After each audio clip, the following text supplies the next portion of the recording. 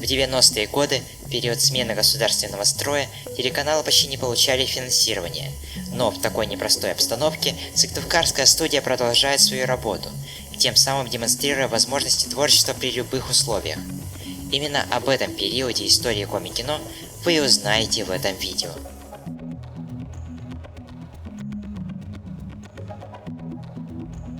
В новом государстве творцы теперь были ограничены лишь финансово, советская цензура их уже не сдерживала. В 1990-м выходит короткометражный фильм «Три Панвач» по рассказу подвергшегося сталинским репрессиям Вениамина Чисталёва, где повествуется о голодном послереволюционном времени. Главный герой скрывает свои запасы ржаных зерен, чтобы тайно их посадить. Эту роль исполнил режиссер Василий Худяев. Непосредственно сами ужасы репрессий в художественном кино осветила Нина Чадоромцева в экранизации повести Нины Куратовой «Коим вожа Тополь» «Тополь с тремя вершинами». Война уже закончилась, но оставила после себя след еще на долгие годы. Впервые на телеэкранах один из главных героев попадает в сталинские лагеря. К съемкам снова привлекли местных жителей, и на этот раз не только массовки. Вот, например, жительница села Гарья играет мать ветерана.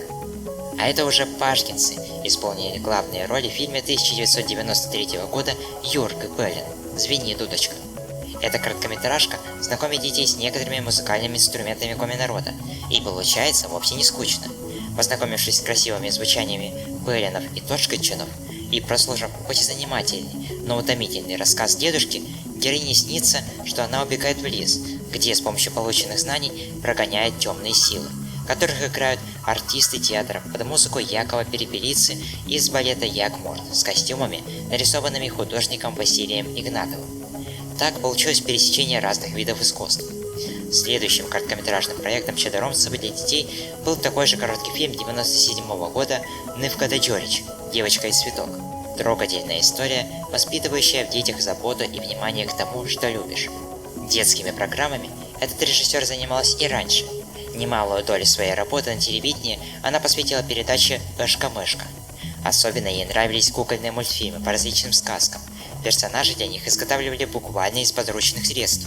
Сегодня этой передачи уже нет, а у Чадоромцевой до сих пор остались сказки, которые экранизировать она не успела. Детскими фильмами занимался и Василий Худяев. В 1992 году он снял коми-фольклорный спектакль «Бобы-бобы», где русские дети продемонстрировали использование коми-песен в жизни.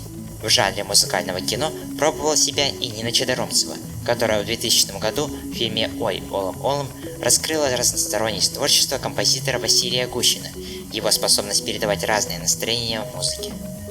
Отличилась Чадоромцева и в документальном жанре. В 1995-м фильм «Эдчи Трэш Твадыри.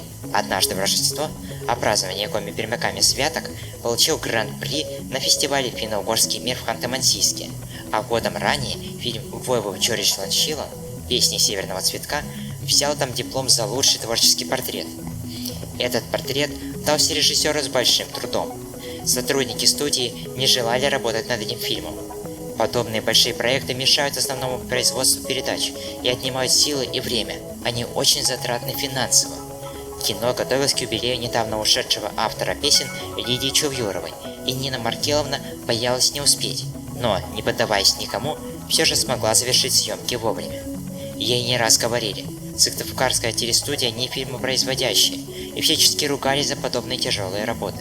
Более того, ей даже предлагали уйти, утверждая, что такие люди на студии им не нужны. Но Чадоромцева не желала покидать любимую работу, которая для нее уже была как собственный ребенок. Да идти-то ей было некуда, ведь Санкт-Петербург и Москва все равно не станут снимать ленты на коми-языке. Она не верила в свой талант, а работала, и благодаря этому, по ее мнению, добивалась успеха. Не поддавалась она даже болезням, но это не было даром. Во время съемок Нину Маркеловну 3 раза увозили со съемочной площадки прямо на скорой.